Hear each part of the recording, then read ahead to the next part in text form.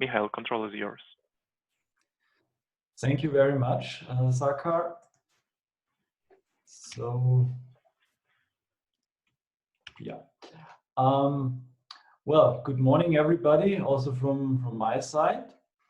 I will present you now the results of one activity that we conducted during this work package 1 that Milan just presented, so the preparation work package of the SWARM project.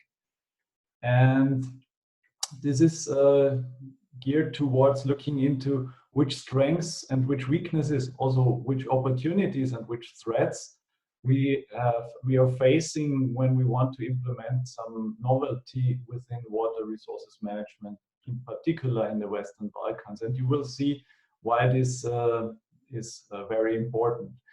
Well, for the outline of my talk, I will quickly give you more insights on the aims and objectives that we had while doing that activity. Then present you the tools that we used for performing it. So the method was an online SWOT analysis. You will very soon see how we did this. Then I'll show you the results with a short discussion on it. So some interpretation of the results as we found it, and then conclude my talk. I think it's very important to acknowledge here, particularly in that spot, the colleagues who we conducted this activity with. And first, I have to say that Sakar Maletsky, so our host today, was actually the one who made us think about how to implement this online SWOT analysis. And he did it together with his colleague Elisabeth Sundheim-Hoff. She's actually in attendance. I saw her in the participant list, if that is correct. So welcome. So actually the tools I'm going to present you in a minute were introduced by them, and they also helped us with the moderation of this activity. Then, of course, our coordinator, Milan Gocic, who helped us implementing this activity after all, and who helped us in coordination of this workshop in Vienna. And then most of all, of course, we had 27 participants from all SWARM partner countries, and they contributed using their ideas to the outcome of that activity. So for whatever I'm going to present you within the next couple of minutes, the number of participants was 27 who helped us in getting ideas about this SWOT analysis. Well, first of all, a quick, more detailed look on the aims and the objectives. So what we wanted to do is look into strengths and weaknesses to answer actually this very central question, very central to the project. What should actually be the actions for innovation in water resource management for the Western Balkans? This was our primary question that was placed on top of our agenda. And this should be investigated based on the knowledge of challenges and innovative practices. Challenges in terms of Western Balkan countries, of course, but also challenges in terms of EU policies, as well as innovative practices which are already in place in the countries of the European Union and beyond. So based on this, we wanted to answer this question. Now, how did we do that? Well, we used a tool called GroupMap. This is essentially a real-time online brainstorming tool. I'll show you one slide more on this in a minute. So what we did was we gathered during our workshop, and we did this SWOT using this GroupMap tool, and also the prioritization of the items that were brought up during the brainstorming part. And then we did a round the table discussion on that in the end, and this resulted then in our report on that activity, and also in leading us the path to the future implementation of the project.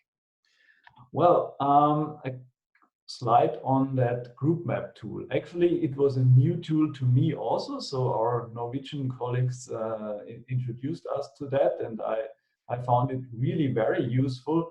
And well, how does it work? So you can see here the internet location, so it's groupmap.com. They also have a 14-day free trial if you want to try. What you're doing is, number one, you design your activity beforehand, and you invite the participants to brainstorm, so you capture the responses, and you can also view the results in real time. Then you can do some evaluation in the end and make the results available to everybody. So this is what we did during that activity. You must consider this was 1 year ago, so this was 2019 in May. Interestingly enough, now we have a major international health crisis, and I think this tool fits now even more than ever to really implementing such an activity, because we were all in one place. However, if you're not in one place, you can still use this tool with some moderation. So I really think it's more timely than ever to think about solutions like that. Well, the SWOT analysis was conducted quite straightforward in the way you are doing this normally. So you subdivide your ideas into strengths, weaknesses, opportunities, and threats. We gathered at a couple of tables to do that. Of course, it's also possible to do online. So with all of us in home office today, it would be easy to implement. So strengths and opportunities are essentially in the group that are helpful to achieving the objective that you want, and anything else is harmful. So what you do is you do a table discussion, and then after a while you change the table. It's also a concept that you can quite easily do online. Well, now I'm coming to the results, and in particular for the SWARM project. So what you see from now on is more or less a screenshot of the system, showing you the top 5 to 6 nominations that were brought up by the brainstorming, by the participants during the brainstorming session. And I will show it for you separately for strengths, weaknesses, opportunities, and threats. So you can also see, and this is maybe important to understand, there is this orange bar to the right, and essentially the larger it is, the more nominations for this specific bullet item were later on raised during the ranking of the results by the participants. So you could in an easy view, you could say the longer this bar, the more relevant this point was interpreted by the participants. So what do we have here? So for the strengths, the top strengths was actually voiced by our colleagues, was creativeness and resilience, then followed by human resources, good education. Then also further down, we have human potential in the IT sector. So essentially, when we wrap this up, I found that all the participants showed a great trust actually in the human potential, and also in particular in the education system in the Western Balkan countries, which I find very, very encouraging that there's a great trust in this. And my personal experience is that I think this is actually true. So this perception is really true. Well, and also interesting, if you look at the top bullet point, it also says resilience. So what we found that most probably the resilience is inherent to several generations of people in the Western Balkan countries, because there were the Balkan wars that were endured there, and it essentially means that the people had to learn to be resilient to some sort of crisis. And this, of course, also helps when you want to implement new technology by using old knowledge as well. So from that point of view, there's actually some great strengths that we found. Well, in terms of weaknesses, and I think this is also a very interesting result, if you look at the first point that really reached the most nominations, there's a lack of water-related laws, especially laws implementations on all levels, so lower levels up to government level. If you look at the third point, no politics to save water to prevent pollution, then a fourth bullet point, lack of understanding of political class about water resource management, lack of cooperation between ministries. So essentially, if you want to group these points that I just mentioned, they would relate to some lack of water-related governance. So that is actually, if you put it together, the major concern. Now, what we think, however, in terms of implementing this project is we are developing curricula, we are developing lifelong learning courses. And these actually should reduce over the time these associated weaknesses, because when stakeholders are participating in our classes, and also especially in the lifelong learning courses, we think that this knowledge that is important to really implement good policy will develop over time. And so from that point of view, I think this weakness can be mitigated. Corruption was here nomination number 2. Well, this is not a specific issue, something that you can only particularly find in the Western Balkan countries. Also, we in Austria is not uncommon to us, as we had a major scandal last year that brought down our government. So, however, this is not something that we can address on an academic level, or that we could possibly address on any technical level. This is something that can evolve over time, and my personal view about is the better the livelihood of the people, the more easier it will be over time to get rid of that. Well, looking at the opportunities, there is actually the top nomination that Western Balkan countries will not repeat mistakes done in European Union countries. So this is of course an advantage, because whenever implementing policies here, you can look what we did wrong in the EU. We have long experience in doing things wrong, so you can make it better. This is indeed a good spot to be in. Now, in terms of the further nominations, you can see that there is an abundance of data, and we have information systems and digitalization. We have also the 6th nomination, or 7th, is IT sector. We have artificial intelligence at our disposal. So there is quite a lot of nominations in terms of looking at the technological aspects of novel information systems, data science, digital tools. I must say, however, that I think there could be a possible bias, because many of the participants are working in that field. Of course, they are knowledgeable in that field, and that means this is what first comes to their mind. Nonetheless, I think this is indeed something to look into, and we are doing this during the course of the project, because technology will help us implementing new and future-related water management policies. And then we can also find nomination number 3, which says the project has a big opportunity to strengthen the collaboration between the countries in the Western Balkan region. So indeed, they have a common history, common culture. So this is a key opportunity, definitely. Well, then in terms of threats, you can see corruption was perceived as the top threat. So it's not only a weakness, it can also be a threat, and I agree to this.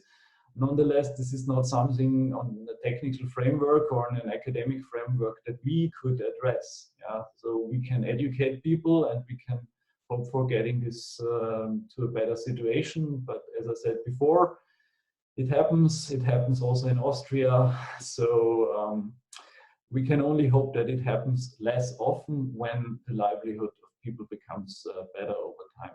So interesting, if you look at the further nominations, we have here lack of educated people in decision-making positions. Well, actually we are addressing this. Unstable political situation. Well, if you look at what is being done in terms of accession of the Western Balkan region towards EU membership, this is something that is being addressed by the European Union. So many of the countries in the Western Balkans have now a perspective of joining the EU in the future. So I think that this will also lead to a mitigation of this issue. Well, let's see how we stand with the time. Yeah, I still have 3 minutes. So to conclude all of this, we have essentially the main goal that we develop curricula and also improve curricula within the SWARM project. They will be accredited in the national states in the future. So this process is started for some it might be delayed now due to this crisis, but in principle this is the idea. So there will be some innovation in this. In addition, we have the lifelong learning courses for the practitioners. So once this is in place, we think that we have a functional framework that we can improve the knowledge in Western Balkan countries within the field of water resource management. And these two items will actually contribute to mitigating several weaknesses and threats that I presented to you before, which were nominated as major obstacles, and also activate the strengths of the Western Balkan population. So this is what we think the project can indeed achieve. There are some factors that were identified as threats or weaknesses, but they, as I mentioned before, can only be addressed on a societal level or on the level of politics. And therefore, they are indeed outside of the scope of a technical oriented framework. So this brings me to the end of my presentation. I thank you for your attention, and I see that there are two questions that were raised. So if we still have time, I could bring it in. It's more a question to our moderator. I see it's 9:28. Yeah. I think we have enough time, so let's take a question. Okay. So the first question was who developed the items under each of the SWOT factors? So this was actually during our workshop. So as I said in the very beginning, we had 27 plus a couple of people who helped us, so around 30 people in that activity. We gathered together in Vienna. Who were those people? They were actually our project partners from the Western Balkan countries, but also from the European Union, including Norway. So Norway not member of the EU, but member of the program countries. And we brainstormed this together. So this was the entire project group who developed these items. And then the second point, under threats, we should have included risks such as pandemics, terrorism, and other relevant risks. Yeah, it's true. I think 1 year ago, nobody was thinking about pandemics. I fully agree. Well, terrorism, yes, of course, terrorism was still a big item. It was not, so during the brainstorming exercises, nobody came up with this. However, I fully agree, yes. In hindsight, we must say that these are indeed risks that we should have been thought about. Yeah, I agree. Thanks for that comment. Thank you very much, Michael, for a nice presentation and also answering these important questions. Our next speaker is coming from the University of Sarajevo. Her name is Emina Hadžić, and she will present on water resources management issues in Bosnia and Herzegovina. Emina, control is yours.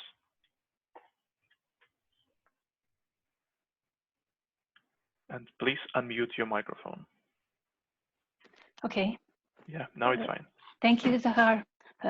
Good morning, everybody from my side, from Sarajevo. Title of my presentation is Water Resources Management Issue in Bosnia and Herzegovina. And sorry. Yeah, okay. My presentation has 5 parts. In first part, I will tell something about my favorite definition of what is integrated water resources management. In second part, I will tell or share with you some diagram about historical development of this process. Third part talks something about challenge for water resources management, and fourth and 5 part is connected to water resources management in Bosnia and Herzegovina, some issue goals and some specific deal with that problem. Given that there is no unique definition of the term integrated water resources management, The Global Water Partnership definition is often used, and maybe my favorite and yours probably, by which term integrated water resources management is a process that promotes the coordinated development and management of water, land, and other related resources in order to maximize emerging economic and social wealth in an equitable manner without compromising the viability of vital ecosystems. This approach enables the management and development of water resources in a balanced and sustainable manner, considering, which is most important, social, economic, and environmental factor and interest. On this slide, you can see some diagram about the evolution of water resources management with the 5 water management paradigms.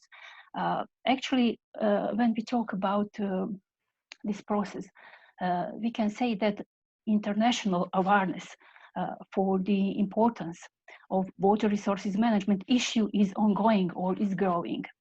Originally, when we talk about this process, it was typically subsectorial, mostly in relation to water supply, irrigation, energy, sanitation, and so on. There was very often a lack of coordination between sectors, and the needs of the environment were totally ignored or neglected. On this diagram, Tony Allen described the evolution of water management through 5 paradigms. From first paradigm means pre-modern.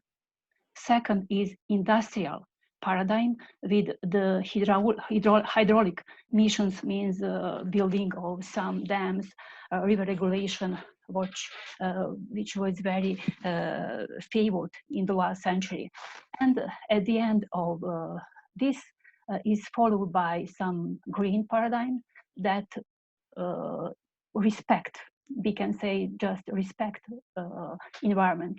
And fourth is the economic paradigm, which emphasized the scarcity value of water and the role of economic instruments in resolving some of specific challenges, some specific problems. And finally, integrated water resource management paradigm, which attempts to take a holistic perspective.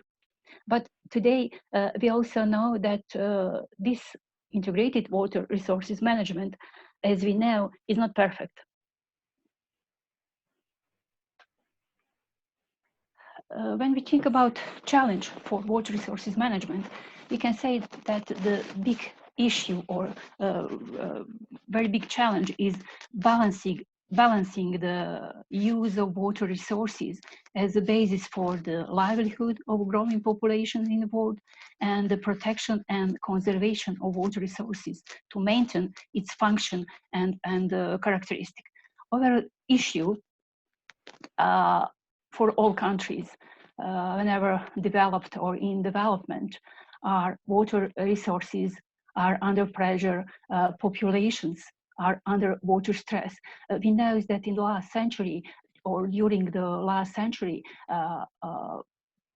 population have increased by a factor of 3, but at the same time, water withdrawal is increased by a factor of 7, something, and we know after that just a few of rough information what situation regarding water resources is now. And also over exploitation, we are very familiar here in Sarajevo or in Bosnia and Herzegovina, and I think in all countries with this process over exploitation, rise of water pollution, ecosystem protection. We know that ecosystems are very important for status of water and for water quality and so on, and depend on quality of water, water stability means on the water level and so on. Also, we deal with space and time water variability, risk management, land use, and so on, industrial pollution, and so many the other problems. And now, when we think about water resources management in Bosnia and Herzegovina, first, very briefly, I will give some information about Bosnia and Herzegovina. Bosnia and Herzegovina is located in Southeast Europe, at the Western Balkan Peninsula. You have data about total area of the country, and we have 12 kilometers of sea. On this topographic map of Bosnia and Herzegovina, you can see that almost about 80% of the territory of Bosnia and Herzegovina is spread between 200 meters and 1,500 meters above sea level, which is very important regarding hydrographical characteristic of our river and weather also. Due to location, we have three climate zones: moderate continental in the north part, the alpine climate in the central part, and the Mediterranean climate in the coastal region. On this slide, left part of this slide, you can see special distribution of average annual precipitation in millimeter.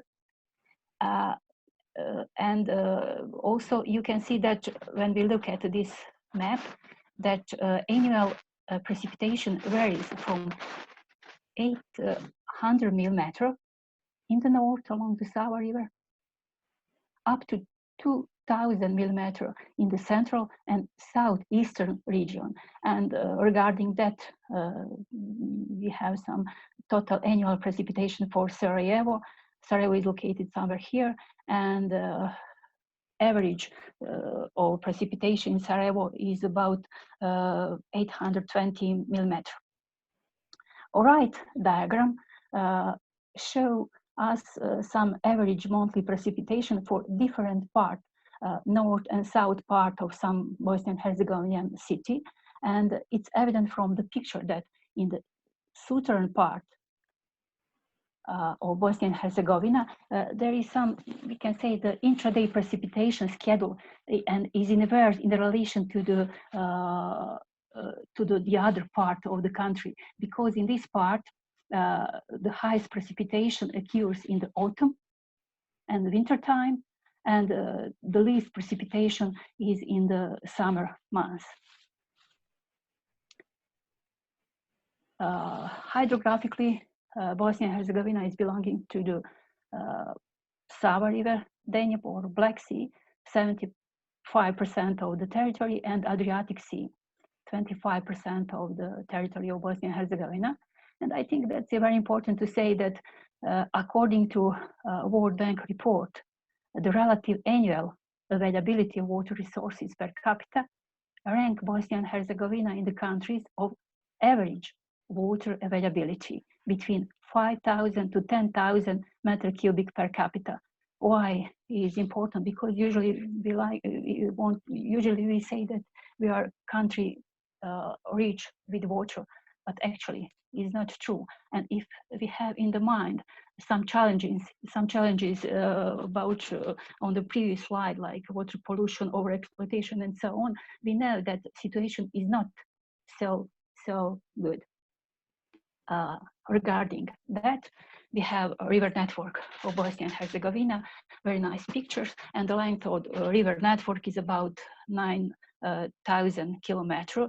The length river is Sava River, and with its tributary, I think it's long about 919 kilometers. And this is Sava River, and all of these rivers are tributary of Sava River. This is Sava River Basin and Adriatic River Basin. Connected to this slide, on this table, you can see characteristic hydrological parameters for the main river basin shown on this map, and some data regarding the main river basin, and for example, for Sava River Basin and for Adriatic Sea Basin, cumulative, and also for Bosnia and Herzegovina. And you can see important data about river average flow, minimal flow, number of inhabitants, which is very important when we talk about reaches of water. Also connected to this slide and previous diagram, in this table are given specific discharge of average and minimum water flow in Bosnia and Herzegovina. Given in the table is given by the main river basin, but on the map, which is not good, sorry for resolution, but here you can see for other river basins in Bosnia and Herzegovina, and we talk about reaches of water. Sometimes this data is very important, liter per second per capita, and situation is not so good, like and comparing with some river network. And if we have in mind that mostly people lived in this part of Bosnia and Herzegovina, this is the reason why we have on this this data is lower than this. When we look at historical overview of water management in Bosnia and Herzegovina, we can say that water resources management and building all the water infrastructures has centuries long tradition in Bosnia and Herzegovina. First water supply system was built in Sarajevo in 1462. The first water management facilities were mainly used for settlement water supply and for the irrigation, like everywhere in the world, I think. According to some research, there is a belief that the Romans in the 1st century organized at the area of Ilidža part of Sarajevo settlement with spa, hotels, and other contents that were characteristic for that period. And that this picture shows us some remain from that period.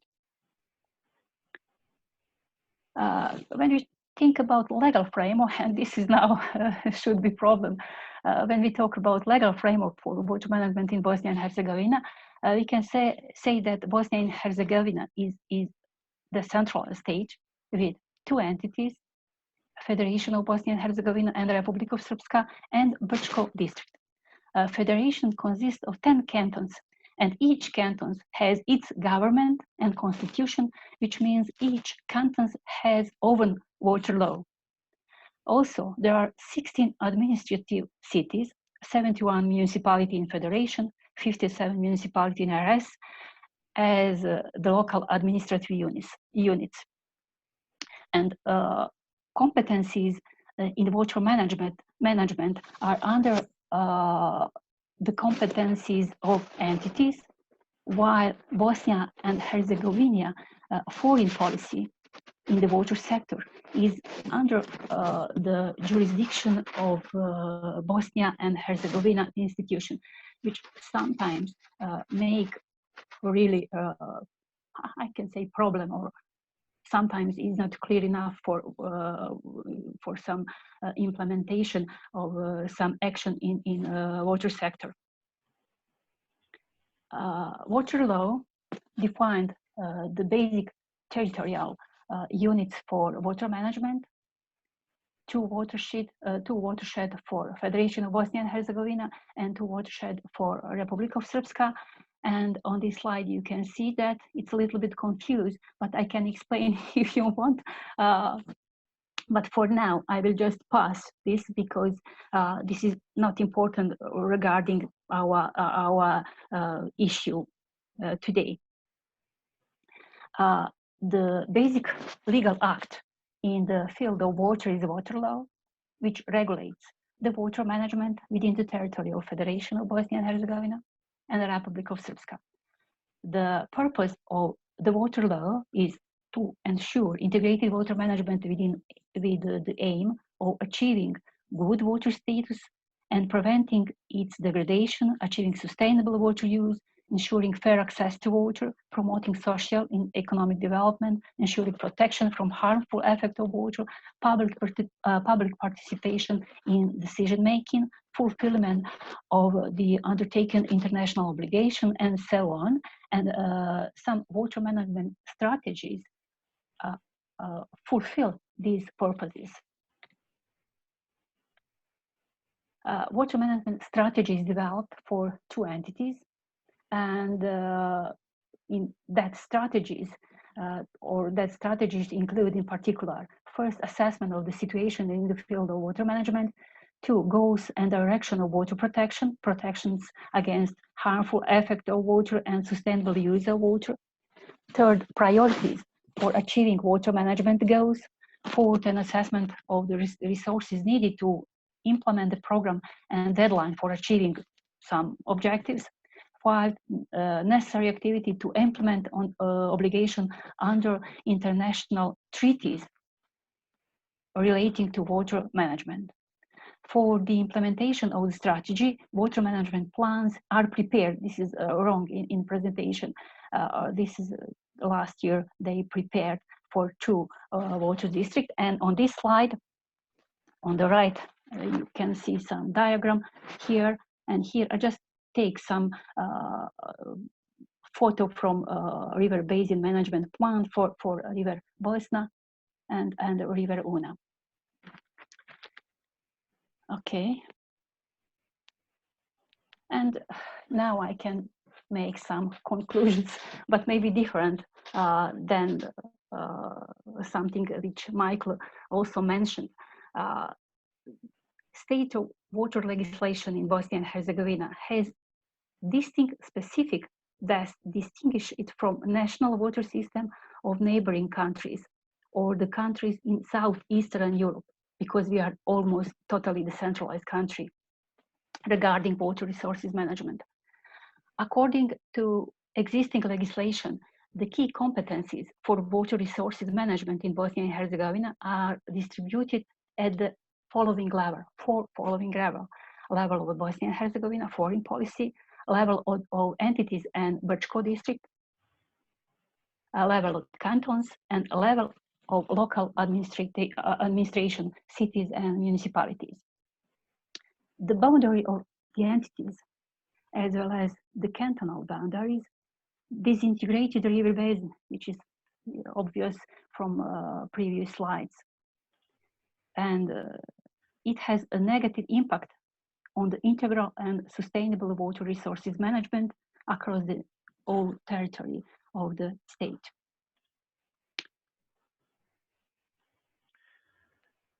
Thank you very much, Emina, for this nice presentation. And we have one question. Okay.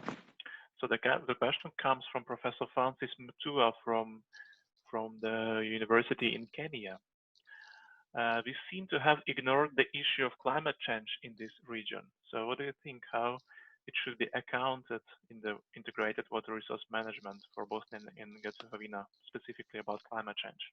No, we didn't ignore that very big issue. Actually, we have some study which take care about climate change impact on the water resources. Also, in our water law, there are some segment which, in this part, it also through the strategy and through river basin management plan, this very important key is included. But I didn't talk about that. Through SWARM project, we write something about climate issue regarding water resources management. And yeah, we take care about that. Thank you for the question. Thanks. Thank you, Emina. Our next speaker is from Serbia. He is associate professor at the University of Nice. He is also manager, initiator, and coordinator of the SWARM project. So I would like to invite Milan Gocic to present about analysis of water sector needs in the Western Balkans. Milan, the control is yours. Thank you. Good morning again. I would like to present our analysis of the water sector needs in the Western Balkans, provided by our Western Balkan partners. Outline of this presentation is online questionnaire, results and discussion, recommendations, and the last one, handbook and lifelong learning courses for professionals in water sector.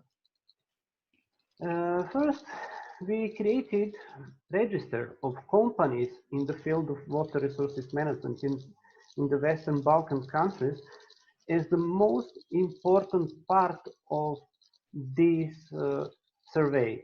Then we created a questionnaire, collected 12 questions divided into 5 groups: general details, job responsibilities regarding water management in the water sector, awareness, knowledge to water resources management policy, then training needs, and at the end, technical training. This is online questionnaire available in 4 languages. As you can see, there was more than 1,000 respondents from Western Balkan countries. At this slide, you can see our online questionnaire classified in 5 different segments. Results: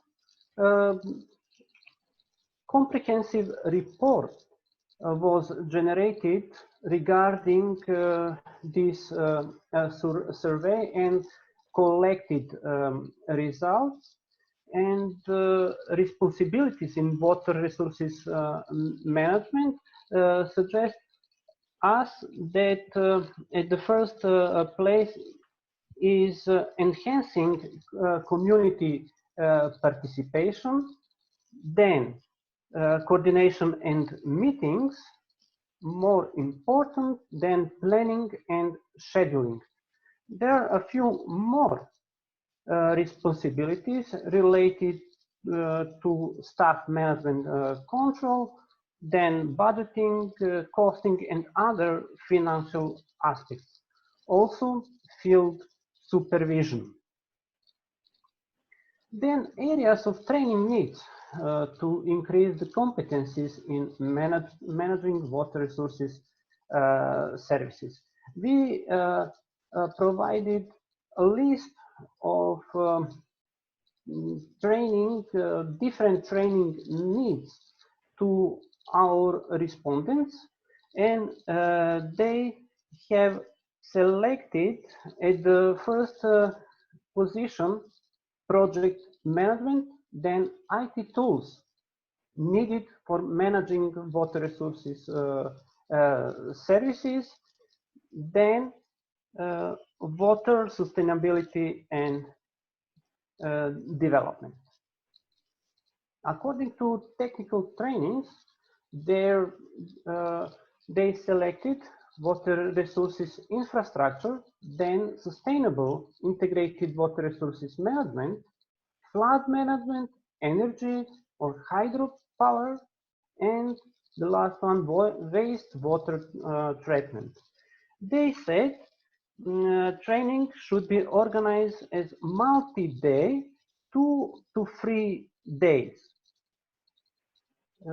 More than 42% of respondents select 2 to 3 day training.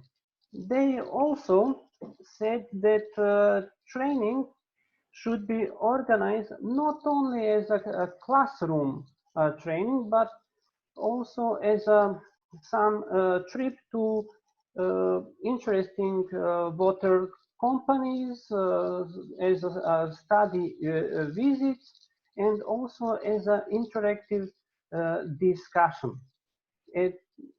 Also, they selected hands-on training.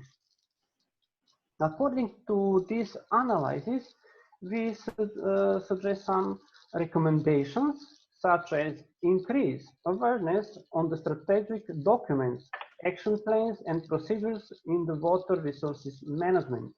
According to this recommendation, we have developed some handbook, and we will develop lifelong learn courses. The second recommendation is improve exchanging of the best practice experiences and innovative solutions in water resources management.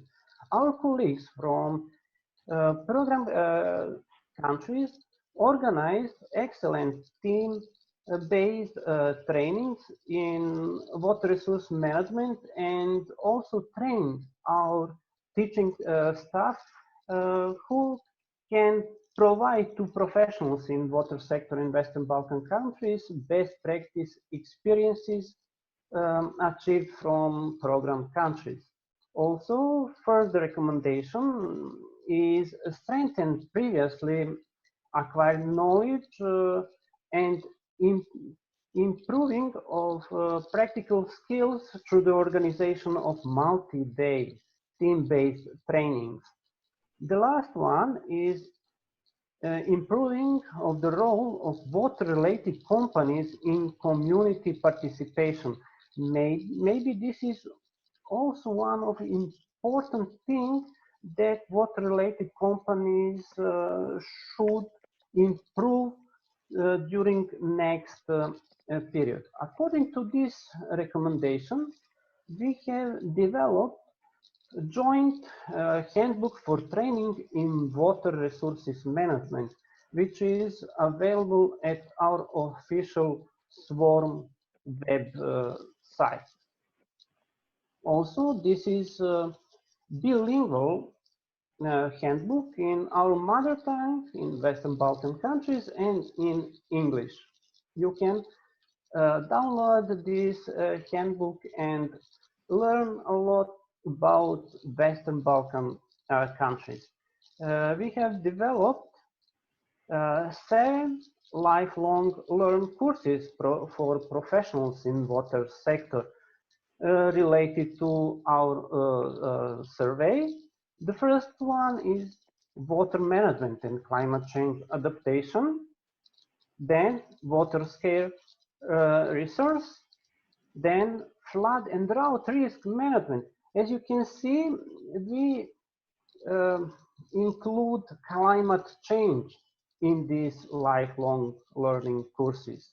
Then managing the quality of storm waters, wastewater treatment and reuse of treated wastewater.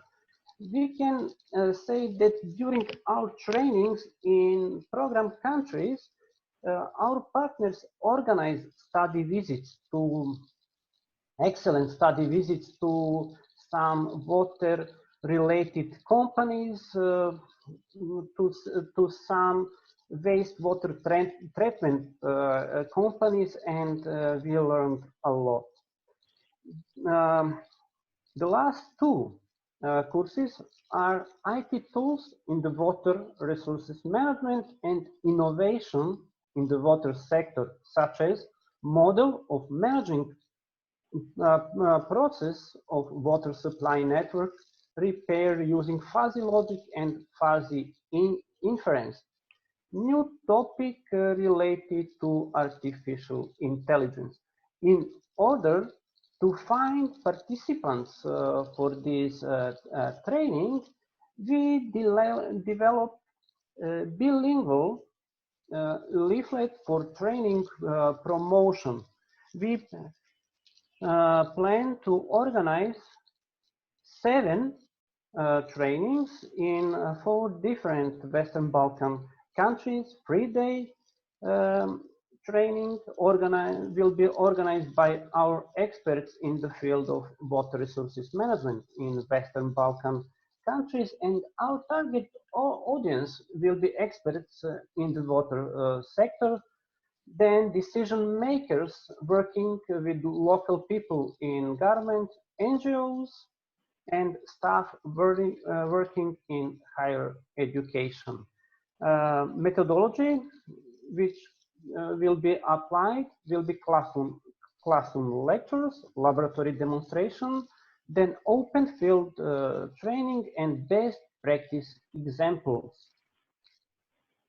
Our training objectives will be learn concepts in water treatment and also gain skills in using IT methodologies, IT techniques applied in water resources management. Thank you for your attention. Thank you very much. Thank you very much, Milan, for a nice presentation. And we have one question from Bernard Isaac. Are water sector needs better addressed by government or private companies? In Western Balkan countries, it's difficult to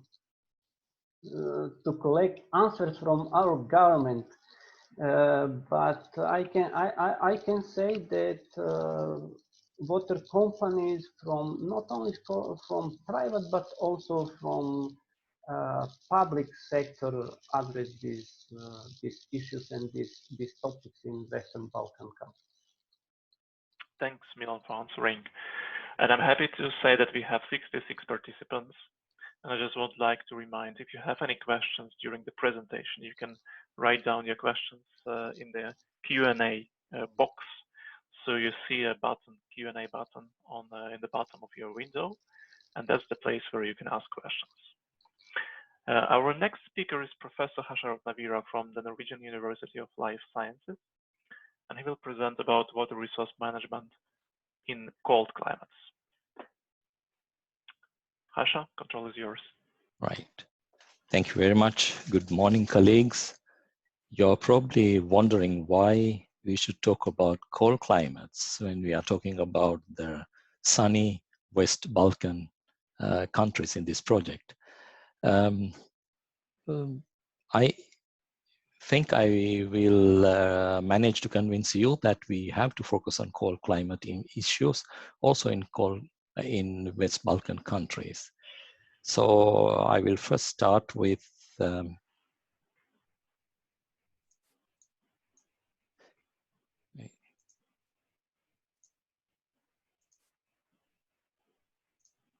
going fast.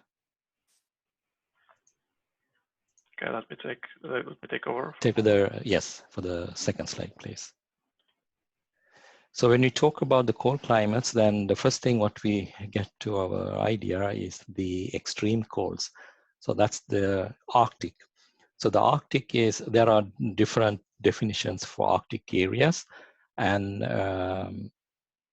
one definition is that the area where the sun is either 24 hours is present or 24 hours is complete darkness. So then we say that the area above the 66 degrees in the north, that's the Arctic Circle. The other definition is that the warmest month of the year has less than 10 degrees. So the black or the blue dotted line is the Arctic Circle according to the geographical definition or the sunlight. And then the red color is the definition according to the isotherm. But these areas are presenting a lot of challenges, although they are somewhat exotic for us when we are talking about, well, because most of the area of our countries are not situated above the Arctic Circle. One example is that in these areas, the pipelines must be, both for drinking water and wastewater, they have to be laid much below or much deeper than other places, because it is to avoid the permafrost, which will disturb or which may create some infrastructure damages to the tube pipelines. The alternative is, like it is done in Spitsbergen, to have the drinking water pipes above the ground, because if something goes wrong, if there's a leakage in a pipeline which is below 10 meters or 5 meters, it's going to be very costly and difficult to repair. And there was a question about the climate change.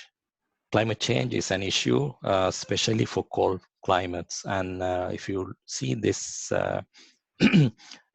this figure, the first one shows the global annual mean temperature changes until 2100.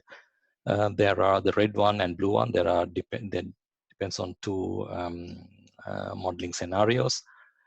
And annual mean temperature change during the summer and winter for Arctic areas, these are much more pronounced than the other areas. So it is the same with West Balkan countries. West Balkan countries, these are mountainous areas, a good part of that, and they also have a much more pronounced effect than the global global impact levels. I will come back to that a bit later. So climate change, they have both positive and negative impacts, mostly the negative when it comes to the water treatment and wastewater treatment, but in some areas, the availability of water will increase because the frozen water will be released as water. But let's have a look at the reasons why cold climate issues are relevant also to non-Arctic regions like the West Balkan, right? So the temperate climates or the places where there is more than 10 degrees of difference between the summer and winter, there are significant impacts on the water purification systems and wastewater treatment systems. So this figure shows the temperature during the cold periods, December to February. And as you see that all the Balkan countries, they come into the darker green or lighter green belt, which means that below zero, around zero. And we know that during the summer periods, these countries have much higher temperatures, like about 20, 25 degrees. So which means that we have to dimension our treatment plants to cater, thinking that the treatment efficiency will be reduced during the winter. That means that we have to dimension them much larger, or otherwise we have to find systems which can cater the required treatment during winter times. Snow coverage is also an issue. This figure shows the number of days which are covered by snow within a year. So the darker the green, that means that the more days are covered with snow. Because of the climate change impacts in the mountainous areas in West Balkan countries, there will be more snow, while the other areas, there's going to be less snow. So I read somewhere that in some places, number of days which are covered with snow has reduced by up to 50 days in some countries in Balkan. So why is this relevant to discuss here? It's because that when snow is falling, and if you have open treatment plants like wastewater basins, then the temperature of wastewater is going down much faster because of the dilution of wastewater from the new come snow. Excuse me. Another issue related to cold climate is that we see the population density is usually lower than other areas, especially when you go north in a country like Norway. And then it also has some impacts on our systems because there is a long distance within and between the settlements. So we have to invest much more in distribution systems and wastewater collection systems. So there are many challenges which I'm sure that you have seen and you have experienced as the frost is heaving, the manhole caps and water leakage during cold water in pipes, bursting of pipes, freezing protection is required, a number of things related to the drinking water part. So let's also take a look at the wastewater part, and septic tanks are quite common in the communities where there are where it's a scarce population, but not only that, also a lot of rural population still practice septic tanks. So frozen tank components is an issue in these septic tanks. So insulation is suggested, but in many situations that we have seen that proper insulation is not followed in these septic tanks. And the other thing is that the soil above the septic tanks may be compacted with the snow and soil, especially during the winter, giving additional pressure on the septic tanks, leading to bursting or damages. Improperly functioning pipes leading to leakage, frozen pipes, and improper use of holiday guests. It's also an issue, especially the situations where the local tourists or international tourists are visiting these areas, and the septic tanks of these small hotels are not, in many cases, not designed for such high number of guests. So then you will have the problem of overloading, and then it's going to be costly, and yeah. So one advice is that emptying the tanks during the winter is much more costly. So be sure to empty it. If you know that it's going to get full during the winter time, empty before the winter comes. Then the other one is the decentralized systems. It's also quite popular in let's say it's a medium-sized municipalities where there is difficulty or costly issues related to the wastewater collection or wastewater collection systems. But of course, there are bigger communities which are also going for decentralized systems. So despite all the wetlands, they will function if properly managed, but the problem is that they are often neglected after they're built. So of course, the low temperature means that reduced biological activities. So if we want to have the same type of activities, so we have to think about that, and we have to design it in such a way the capacities will provide the necessary area. Frozen soil is an issue. We have to remember that this may have an impact on the treatment efficiencies. Then the wastewater transport. This is an issue because frozen sewers and pumps, it is a headache for all the utility managers in areas where the temperature is going below freezing point. Of course, when the wastewater is leaving from homes, they are quite warm, like let's say about 20 degrees, close to 30 degrees. So as long as there is enough wastewater flow coming to the wastewater pipes, then the freezing is not a big challenge. But the problem is that wastewater discharges are not coming continuously. There is a variation during the day and weekends, holidays, and changing of patterns, and also other leakages. So insulation of sewers is a solution, but again, it's also not that not the best solution because it's going to be very costly. There's also positive aspects of lower temperatures in sewers, because when the temperature gradient is different between the air and wastewater, then the potential to recover energy is much higher. So we have many examples where the temperature or the heat is recovered from the wastewater pipes and put into some beneficial use.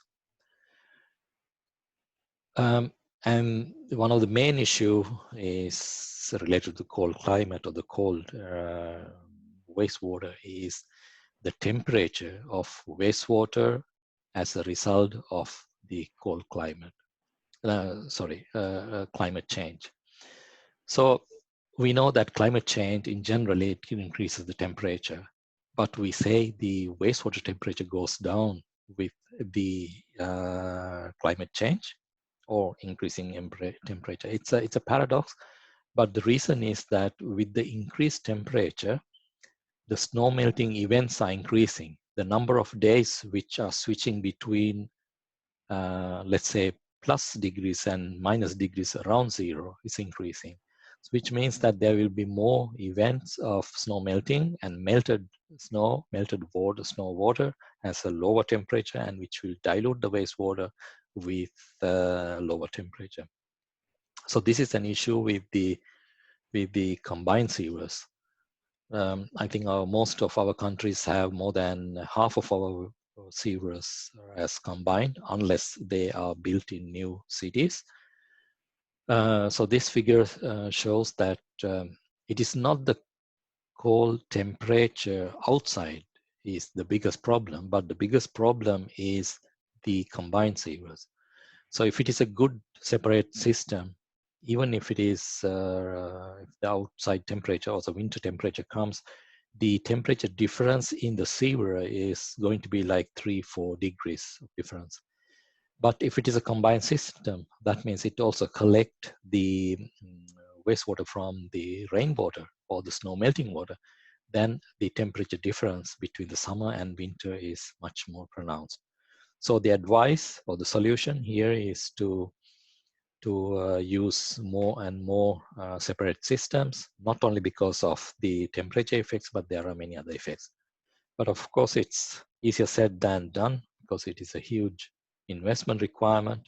Most of our countries, we have a challenge to even to keep our existing networks quality without further deteriorating.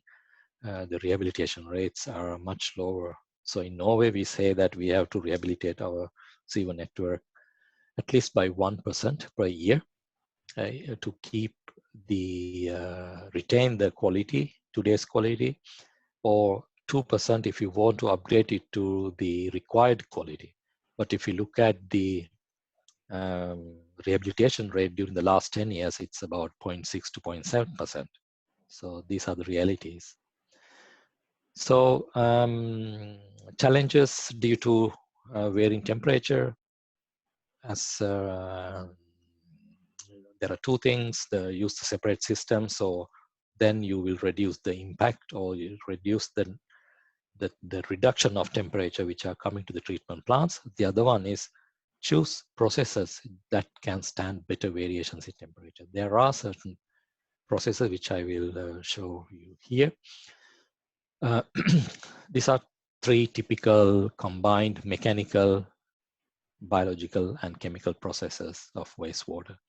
The blue area is the chemical treatment, and the rose-colored part is the biological treatment.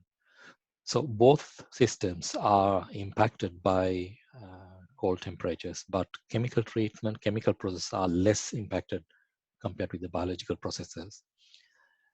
I mentioned about the snow coverage, and this is one of the reasons that most of our both water and wastewater treatment plants are covered. They are inside the rocks, so we don't get snow into our sedimentation tanks. But on the other hand, it also helps to keep the air temperature stable. So inside these rocks, the temperature, air temperature will never go below +5 degrees, which means that even when it is minus 30, 40 outside, so water has reasonably acceptable temperature. The treatment efficiency of wastewater goes drastically down with the temperature reduction. Here, this figure shows that the reduction of the nitrification rate with the temperature, for every 10 degrees of reduction of temperature of the water, the nitrification rate will be reduced by 50%, which means that we have to build double the size of treatment plants to have the same efficiency, unless you find another smart way of doing it. So, which means the costs are increasing. There are ways to deal with that. So some research groups are working with finding special enzymes. So special bacteria which produces special type of enzymes which make the treatment efficiency equally good during winter like in summer. And the more compact processes are important because then inside rocks that you will use less area from one side. From the other side, systems like these, very efficient microsieves, they can remove more than 50% of organic matter, which means the area requiring processes like biological processes, which is required to remove organic matter, they will require less area and also the less dependency on temperature impacts. So another solution is to go from activated sludge to biofilm processes. And they have many advantages because the area could be reduced by 75% or even 80% compared with the activated sludge processes. And it's also noted that they are more robust for lower temperatures. So when it comes to the nitrogen removal processes, then we have to have this full combination and also advanced biological processes. And then we have to think about more compact and more flexible systems. We can also have pre-precipitation, which may remove even up to 70% of biological or organic material, which can reduce the impacts. Coagulation is also affected both in drinking water and wastewater because the floc growth at lower temperatures will be slower, which means the sedimentation, flotation processes will be negatively affected, which means that you have to build bigger separation processes. And the alternative is, or which is more flexible and it's a good solution, is that we can increase the coagulant and flocculant dosage. So this is an overview of the main impacts and concerns that we have to think about in cold climates related to water supply and wastewater treatment. So the groundwater, the advantage in groundwater getting from below permafrost is that it's less polluted, but surface water quality is varying, especially during the snow melting period. Freezing time processes increase the pollutant transport and also erosion. Climate change impacts mostly negative, but there are some positive impacts on water supply and wastewater treatment, as I mentioned. High repair and maintenance costs in colder climates. High temperatures are generally favorable in treatment processes, especially in biological processes. And then the negative side is when the temperature is reducing. Climate change has, for example, one of the negative impacts is although the air temperature is going up, the wastewater temperatures are going down. So there are a number of ways to deal with disadvantages during cold climates by selecting suitable processes. Thank you. Thank you very much, Harsha, for this presentation. Let me take control. We have two questions.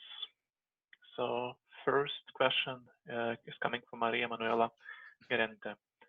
The speaker extrapolated from large-scale expectable consequences to very small local scale. Is this theoretically supported? If you are referring to the climate change models where the temperature is reducing, then I think it is correct, because what I showed you about the local scale septic tanks and decentralized systems, so it is what we observed. So the temperature is going down and climate change is enhancing this effect. So we believe that this is an issue and theoretically supported. Right. The second question is from Bernard Isach. Can underground construction insulation, or water treatment facilities be a viable solution to the drastic temperature changes in the cold areas? Underground construction is much more costly, so the investment cost will be even higher in building when you are building a drinking water plant or a wastewater treatment plant. But if there is resources available, there are positive things, because you can make the process much more compact, and then the temperature impacts, and also in countries like Norway, like most of our treatment plants are underground, but it is not suitable for a country where the plants are already built and the temperature impacts are much less. So I think there's a discussion why Norway has chosen to build treatment plants underground, so many of them. So one reason is that we had a lot of available knowledge and equipments after building so many hydropower plants. So it depends on the local conditions. Right. Thanks for answering this. We have one more question coming from Professor Martin Oldenburg from Germany. Is any experience available with pressure pipe systems for wastewater transport, only in separate sewer system?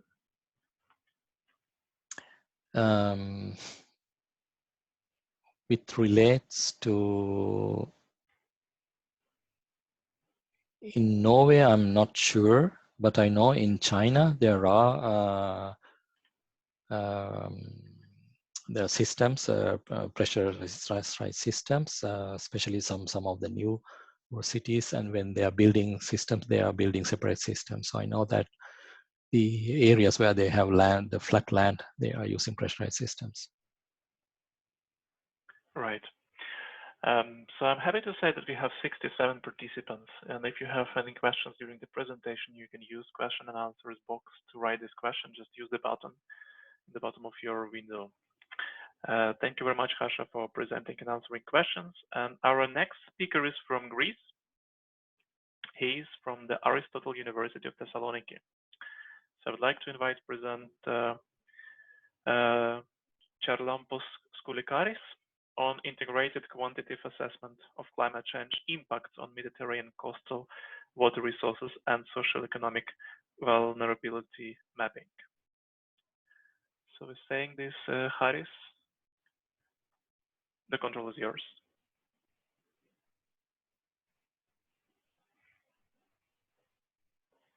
Haris, don't forget to unmute your microphone. It's okay now? Yeah, now we can hear you. Okay. Good morning from my part. We will make a shift from the cold climate to the Mediterranean climate, which is much warmer. And also the aim of this presentation is to see how this concept, this integrated water resources management concept that we introduced to this project, so our project that has to do with the higher education institution, how we can use it also in other sections. And this is a research project where we apply this concept. I'm going to show that in the presentation. I would like to start with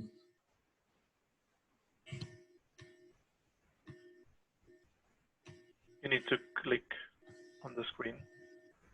okay, the panorama of this presentation.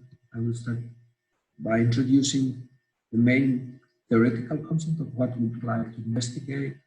Then we will see the case study and the proposed methodology that we applied, and the outputs of our research, and we will finish with the conclusion, the discussion part, and then of course we have the Q&A section.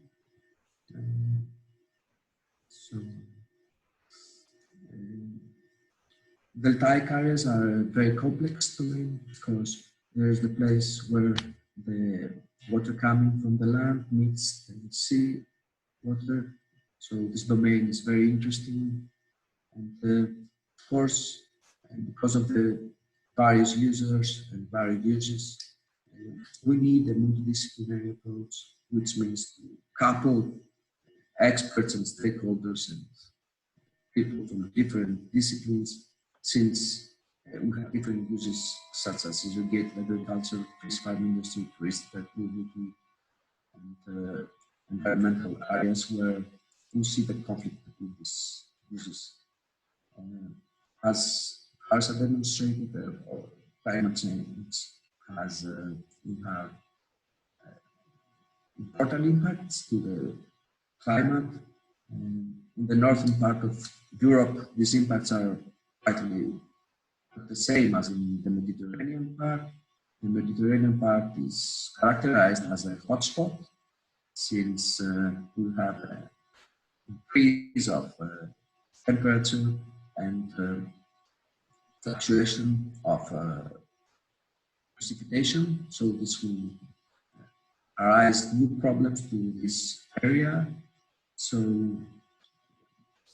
sustainable water resources management and integrated water resource management is considered a proper solution to meet this challenge. A little bit louder, if you can speak a little bit louder and closer to the microphone, because sound is not perfect. So at the same time, we have this new concept, nexus approach, where we have the energy production, the water resources, the provision of food, and this concept is, let's say, in parallel with the integrated water resource management concept. The nexus approach increased the understanding of the interdependencies across water, energy, food, and other policies. And it is obvious that when actions are taken to one of these sectors, and we have impacts to the others. As for example, if we divert the water from a dam, then we cannot produce energy. And so we see the link between these sectors. And the aim of the research and the presentation was to investigate the vulnerability of the dike areas in the Mediterranean coastal zone under climate change conditions. And we proposed the coupling of different models, basin rainfall runoff model and maritime hydrodynamics in order to simulate the coastal sea levels and currents. And we trigger our models with two different let's say scenarios, climatic scenarios. Nowadays we call them RCPs, representative pathways. And we also integrated in this approach the assessment of heat stress to the crops to investigate how the production is going to be affected because of the increased temperature. And as a sum up, we try to integrate all the previous to an index. We called it climate change impact index, and I'm going to demonstrate that to you in order to investigate to see the vulnerability of the dike areas. So, in terms of materials and methods, we try to couple 4 different, let's say, domains: the atmosphere, where we had our climate change data; the land, where we simulated the river hydrology, and we also took into account how the water is managed in this area. We have the coastal zone, and we simulated also the behavior of the sea to the coastal area and the agricultural area, because usually deltas are areas of intensive agriculture production. And this is a more complex panorama of our work, where we try to see how the flow chart of our work, climate change in the upper part, a reference period in order to make the comparisons. This data trigger the simulation models, and we found out the hazards, and then the hazards were turned to risks, and in order to find this and define these integrated climate change impact. Our case study area is a transboundary river basin shared between Bulgaria and Greece. Greece is the downstream country. The name of the basin is Mesta Nestos Basin. It's almost equally shared between the two countries. And the deltaic part outlets the water of the river in the North Aegean Sea. The river in the Greek part is used for power production. We have two large hydropower projects. A new one is under construction. It's used for the irrigation of the deltaic area and for environmental purposes.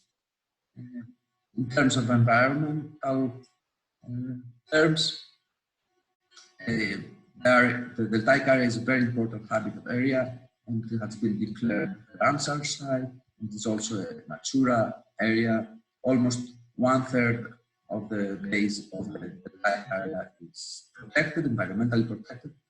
And of course, the regional economy is mainly focused and based on agriculture, extensive agricultural infrastructures over there, and irrigation networks, surface irrigation networks, open channels, disadvantages.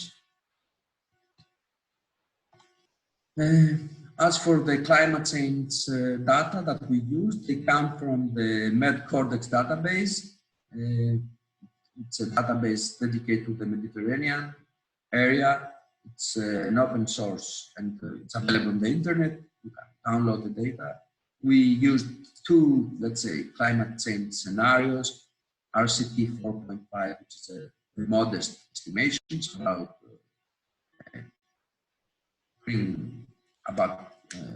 climate, and RCP 8.5, that is the worst case scenario. We have 3 simulation periods, a reference period and 2 future periods in order to make the comparisons, and we use the results of 3 regional climate change models, CMCC, CNRM, and GUF.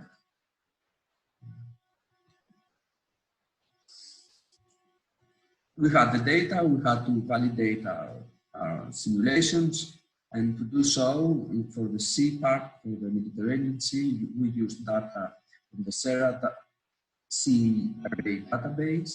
And this is an example for the wind speed, and we make the comparisons between the climate change data, the data that come from the climate change models and the data that come from the SERA database. SERA database, it's database that is based on observations. So it's the observation, let's say, and we make the comparisons, and whenever it was necessary, we, let's say, ameliorate statistically the results. For the modeling of the sea level elevation and coastal elevation, we use 2 fields. The one has to do with the whole Mediterranean basin, where we had to simulate the sea surface height and barotropic currents. And we focused on our case study area, the North Aegean Sea. The outputs of these simulations were used as inputs to the field B, where we had to flat simulation model, post-flat module, and in order to find the inundation area that are due to sea surface height.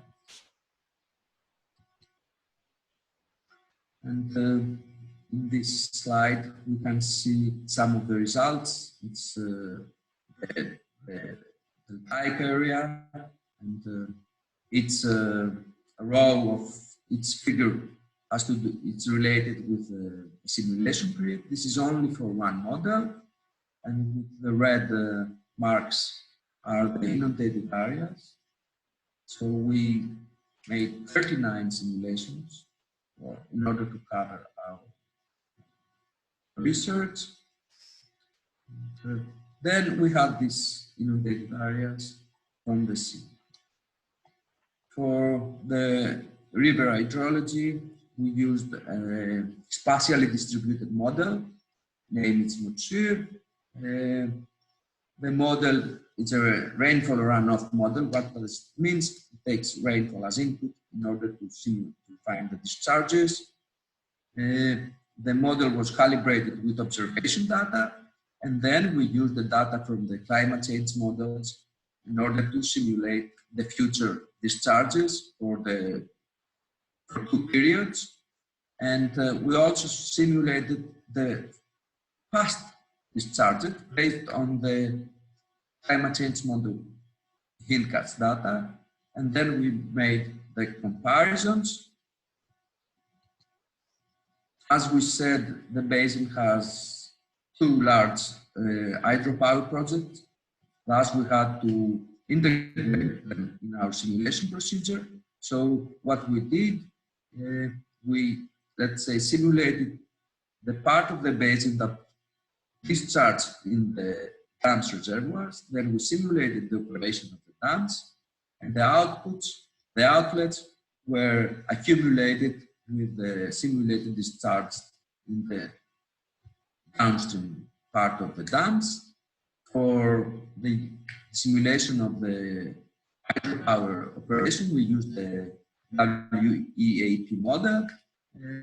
And when you simulate hydropower, you have to prioritize, to put some priorities. We said that environmental flow is the first priority, and irrigation is the second, and energy is the third. These are some results of the simulations in the borders of the 2 countries. We see for each model and for each scenario the predictions in comparison with the reference period. Regarding RCP 4.5, we see, let's say, a stable condition, but in case of RCP 8.5, we see, let's say, important decrease of the future discharges, and for some models we had a huge decrease. Now let's see some figures. This table presents some of the results. RP is the reference period, and these are the 2 future periods, short-term future, long-term future, for each model. For each climate model, we see the outputs, the river discharges, and as we can see, let's say 2 important outputs, that for RCP 4.5, 2 of our models, 2 of our climate change models demonstrate that we are not going to have an important difference regarding to the past discharges. On the other hand, the third model that we select to use demonstrate a, let's say, a completely different situation. We see important decreases that varies between 45 to 62%. And when we pass to RCP 8.5 and the long-term period, we see very large decreases of the projected discharges. An issue that is very important because we said that the river, the water of the rivers is used for covering a lot of uses. For the high temperature stress assessment, this is very important to investigate how the increase of the temperature it's going to affect the growing of the plants. So we would like to investigate the effects of thermal stress on specific crop species of the study area. In our study area, maize, wheat, forage plants, and rice is almost 65% of the total cultivated area. So we concentrated on these plants, on these crops. For example, what we have to consider is that for maize cultivation, there are some limits. For example, when the maximum daily temperature ranges from 32 to 40 degrees for 50 days. During the pre-anthrosis and silting period, we have important impacts. And of course, when temperature exceeds 35 degrees Celsius for 14 consecutive days, then again we have impacts to the final yield of our crops. And in this table, we see how the crops that we investigated are affected in terms of area, and the thermal stress affected area is expected to be almost, let's say, 7,500 hectares. This is only for a scenario, and we see the probability of occurrence of high stress for the different scenarios that we had in our case study. After producing all these results, we had the sea simulation, the rainfall discharge runoff simulation, and the heat stress simulation. We had to combine them in order to see how they affect the dike area. And to do so, we proposed an integrated climate change impact. This is the equation of the impact, where we incorporated the coastal inundation impact, the water scarcity impact, and the high temperature impact. And the deltaic area vulnerability is based on the assessment of the risk of each of the investigated hazards, which means the product of the exposure E and the probability to have this occurrence, and we produce this impact. I don't know if I go very quickly or very slow. You have 1 minute, Haris. And this is the output of our results. We created this table, and we see the impact, the affected area exposure, and the corresponding probability were defined as ratios of the flooded area and the flood probability. We make a normalization to 5, let's say, scales in order to compare the outputs. The chromatic scaling is here, and we see that for specific scenarios and specific case studies, we have more severe impacts. But in general, we have a good, let's say, final output, and there were only specific cases where this impact of climate change will affect the delta area and the agriculture production. To sum up, to conclude, it's very important when we take into account climate change to use as much as more models and scenarios we can, because each model has a different performance, gives different outputs. So we have to see the range of these outputs. Let's say the ensemble of the models is better than using one model and one scenario. In our case study, we have 2 hydropower dams with very big reservoirs. So let's say they are barriers to climate change, and they can be used as adaptation, let's say, structures to climate change. The climate change model, the RCMs that we used, the regional climate models that we used, play a very important role in our output. A specific model so that we will have the future discharging will be valid up to 120%, which is an enormous figure. And As for the sea simulations, we found out that the maximum CSI values are less than 40 centimeters, so we won't have extensive coastal floods. And the proposed research intends to offer solutions in designing and problem-solving platforms that integrates various models, various datasets, and to investigate, to analyze, monitor the environmental dynamics in the dive areas. I passed to the last slide. Yes, that one is just to demonstrate the research team and material from this presentation are part of a journal paper that we submitted for review. Thanks a lot. Thank you very much, Haris, for a nice presentation. So let us take the questions which we have received so far. So first question comes from Rakesh Kumara Sinha. What should be the possible uncertainty among GSMC and RSMC outputs for future water resource assessment?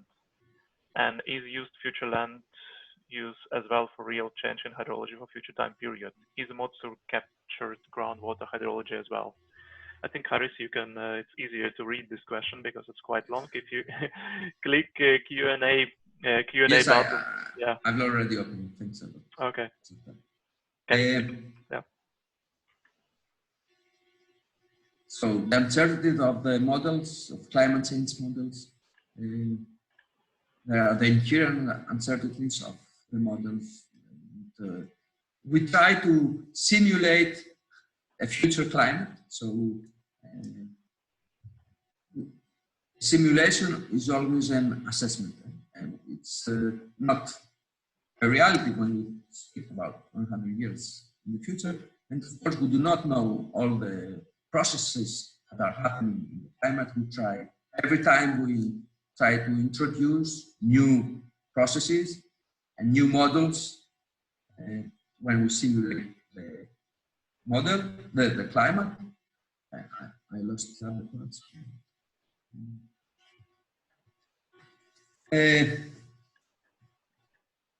And is used future reviews as well? Yeah, maybe we can also write additional comments as answers to these questions after the webinar, and we can provide some reference. MODSUR is also groundwater hydrology model, but we didn't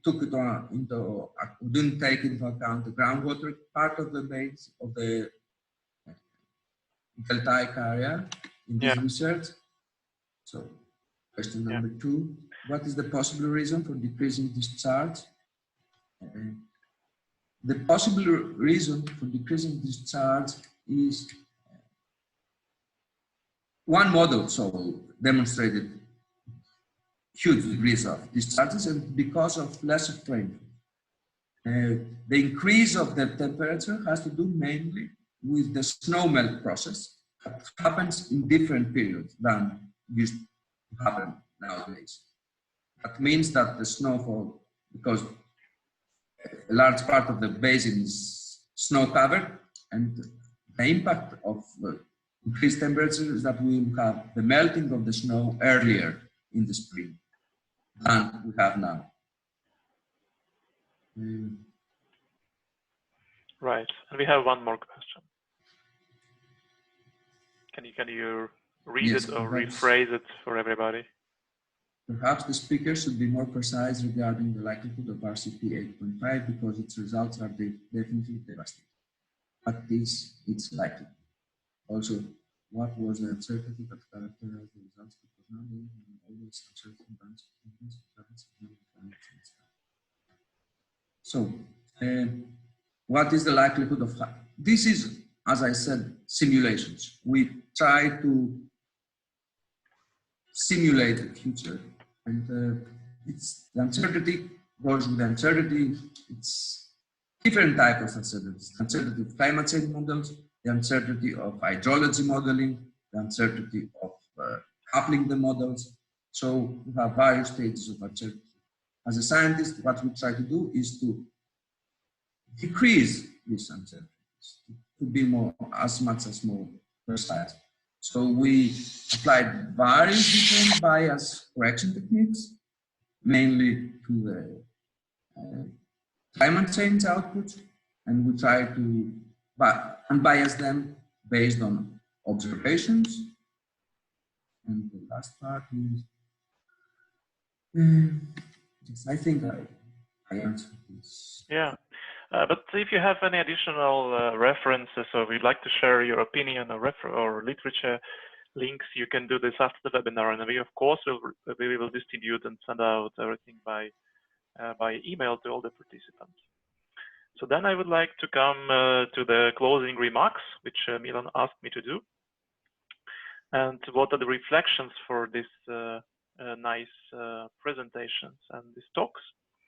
So first, when Michael was presenting on the SWOT, which we have done in the Western Balkan project, I have done a note because that was my personal reflection, but I'm sure many of you can support this, that we have common challenges, but we have unique strengths which we can utilize for developing new tools and developing generally the area of water resource management.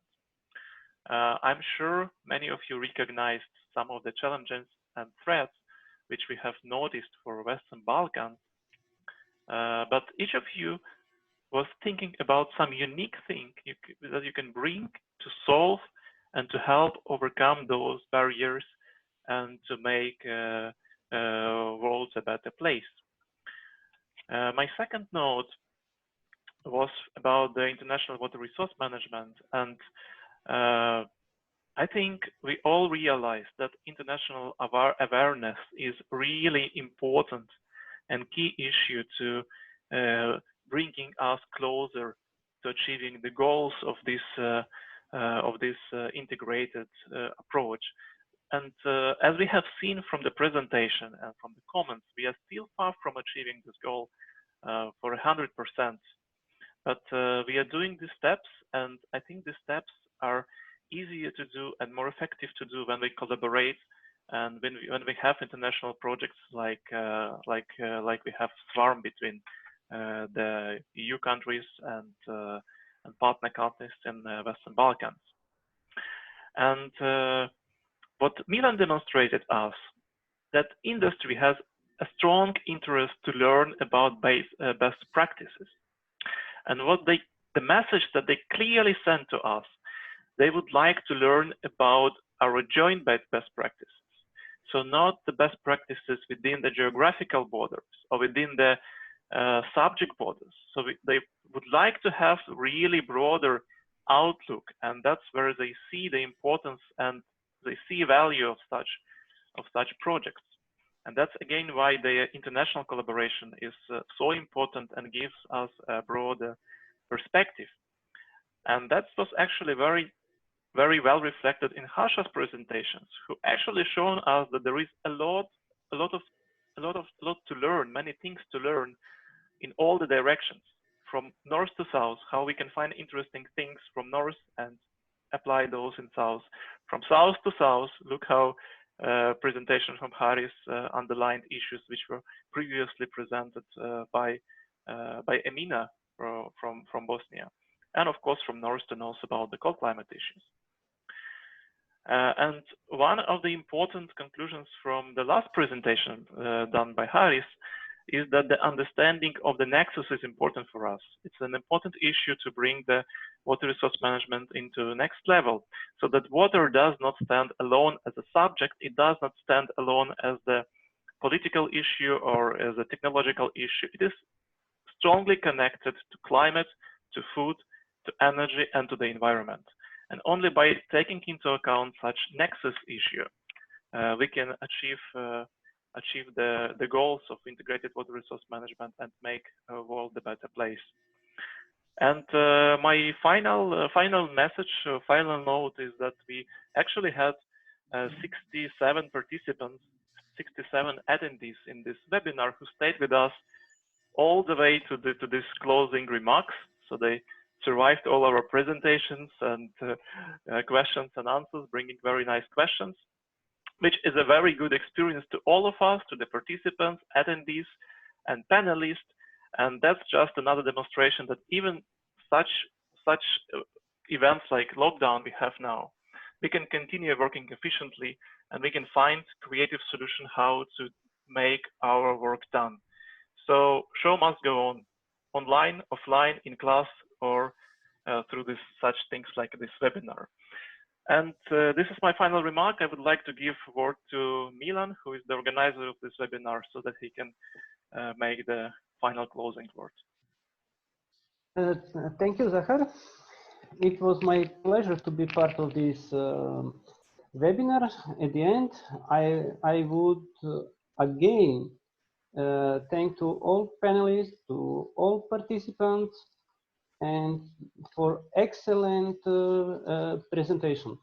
Thank you all, and see you next time to similar webinar. Yeah. Bye. Goodbye Bye. to everybody.